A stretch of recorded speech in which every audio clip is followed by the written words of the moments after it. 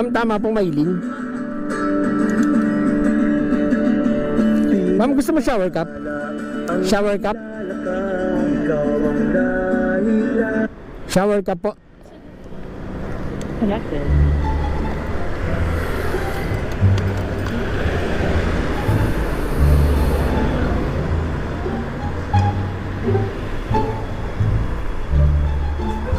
Ma'am, hawakan ko, ma'am.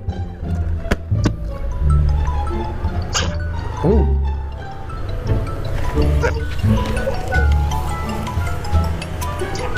Wait lang, ma'am. Bluetooth mode.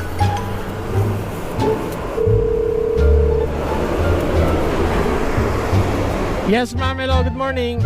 Wow. Joyride po. Rest day ko ngayon, ma'am. Sorry ah. Ah? Rest day ko ngayon. May rest day mo? Ano ba yan? Oh, bakit?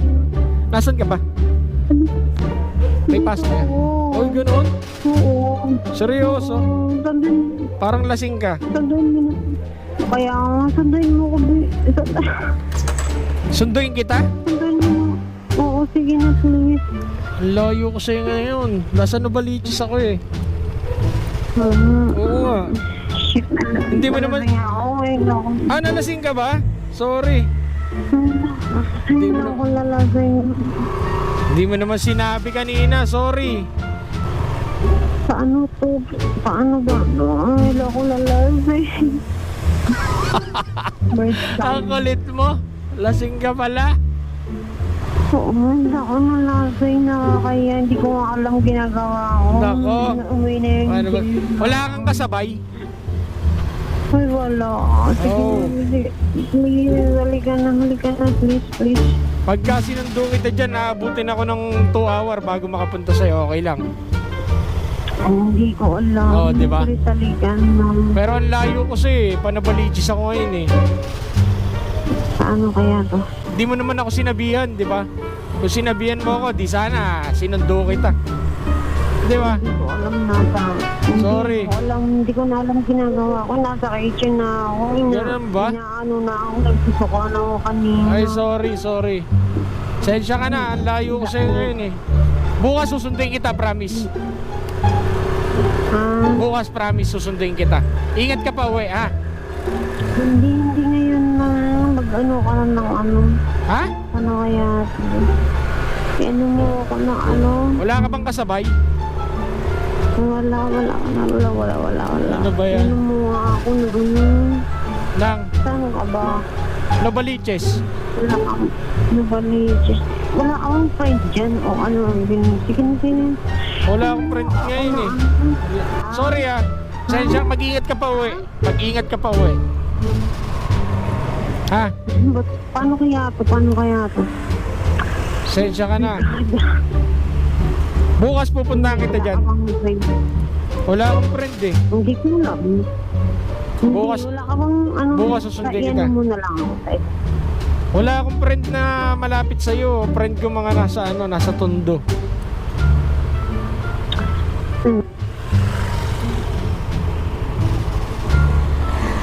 Intercom mode. CCA po siya. Nagtatrabaho po siya sa Japanese KTV, ma'am. Sa may Makati. Ay, Oo, ma'am. Hindi naman sa pag-ano, ma'am. Marupok ako eh. Baka mamaya bigla akong bumigay sa kanya.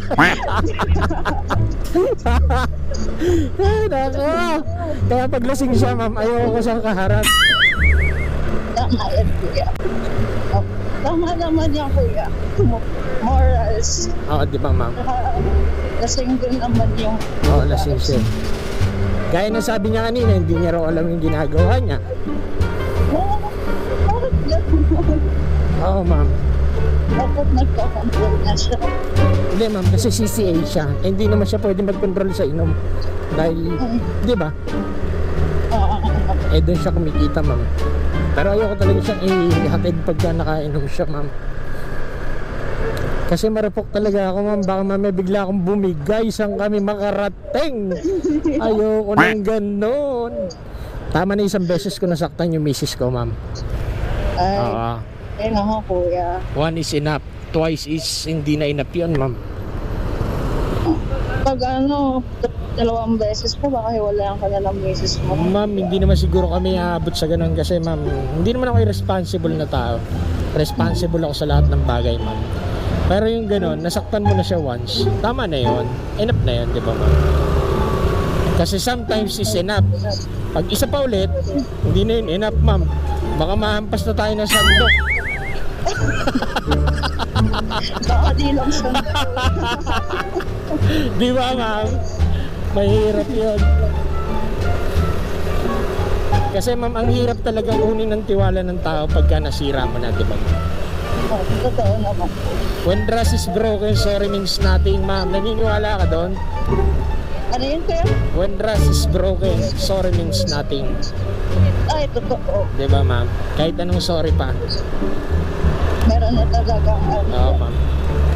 Once yung trust issue mo, ma'am, nasayang, ang hirap na ibalik nun, ma'am. Pero ma'am, bakit hindi ka nagpapasundo sa jowa mo, ma'am? Pauwi. Ay, wala po. Wala kang jowa? Wala po. Seryoso, ma'am? Bakit?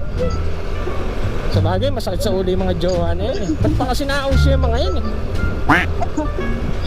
Wala pong lumalapit. Gusto mong maraming lumapit, ma'am? Okay naman ako sa buhay ko, kuya. Kasi ma'am, pag gusto mo nung maraming lumapit, syempre magdadala ka ng megaphone. Single, single, single! Lapit, lapit, lapit! Di ba yung mga ganon? Talong mo lang lumapit, ma'am, di ba? Sigaw mo lang na single ka, di ba? Kasi baka mamaya hindi nila alam na single ka, ma'am. Ganun yun. At saan mas lalong lumayo, kuya? Kasabihin pa din. Sabi nga. Baka ma'am, baka nga. Okay naman ako, kuya. Oo, tama naman. Magastos na buhay. Magastos? Bakit? Ikaw ba? Oo, ma'am, parang may gusto ka ikwento. Ikaw nagpo-provide? Wala pa ako nagpapalita, kuya. Ano lang, may bisyo ako yung K-pop. Ay, seryoso?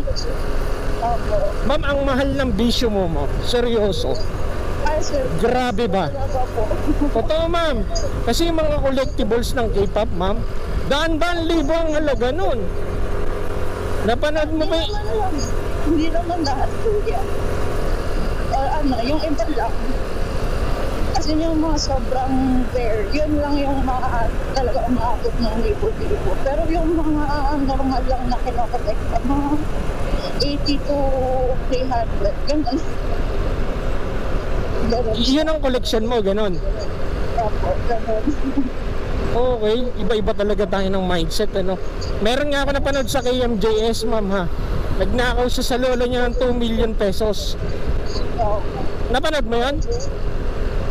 Nasa trabaho ako dun. Pero ano yun, kuya, matunog yun sa community namin. Oh, pero napanood mo nga yun, ma'am. Opo. Siya yung nagkakaha sa tindahan ng lola niya, ma'am. And then, yung lola niya umiiyak kasi ibebenta na yung property nila para mabayaran lang yung mga kinupit niya, ma'am. Everyday kumukupit siya ng malaki, ma'am, para ma-sustain yung habit niya, ma'am, yung K-pop na ano. Eh, grabe, ma'am, sobrang ano. Sobrang nakakaiyak, ma'am, kasi dama ko yung lola niya, ma'am, kasi ang hirap maghanap buhay, ma'am. Biruin mo, ma'am, in 2 years, in 2 years ba? Tama? In 2 years, nakakupit siya ng 2 million worth para lang ibili ng mga card na yon ng K-pop, ma'am. Ay, sobra. Nakakaiyak, ma'am. Kaya, Sobra, ma'am. Pero, ma'am, ikaw, talagang habit mo siya, ma'am. Opo. Hindi ka nanghihinayang sa pera, ma'am. Nanghihinayang minsan, pero kung para sa iniisip ko kasi nakakaano naman siya sa akin. Nasa-satisfy naman ako. Satisfaction, yun ang nakukuha mo, ma'am. Okay. Yan ang satisfy. Tsaka parang ginagawa ko din kasi siyang negosyo, kuya. Business, okay. Nagkakapera ka sa ganyan, ma'am? Pero, opo. Seryoso? Meron akong isang ano, parang picture ng sikat na K-pop, tapos may pirma siya. Nabenta ko ng 70,000. Ha? Seryoso? Sinong bumili? Mayaman. Mayaman naman nakabili. Mayaman, galing Amerika yun eh. Seryoso? Pinadala ko pa sa Amerika. Seryoso? Pero magkano ang puhunan mo doon, ma'am? Yung ano ko doon, mga nasa 300 lang ata yung 300 pesos? Kasi ano lang siya, galing lang siya sa album. 300 pesos na benta mo ng 70k? Ganun siya kuya. Ang babaliw nila ha, ang babaliw nila, grabe. Sa bagay. Totoo yan, ma'am. Sikat kasi yun eh, BTS yun. Seryoso? Ano ba meron doon? Napaka-rare niya. Ano siya kasi pirma talaga nung artista. Tapos inalagaan ko yun. Hindi ko siya dinidisplay, nakatago lang siya. Tapos nabenta mo ng 70k? Ano yung pinost mo sa group nyo, ma'am? Opo, sa Twitter. Tapos siya, bidding. Bidding. Bidding po siya. Naglabasan yung mga addict sa card, parang ganon. Opo, gano'n. Grabe, no? Tapos pinadala mo sa ano, ma'am? Sa Amerika, kuya. Binayaran ka through Gcash, tama? Nag-set up ako ng PayPal na account nun.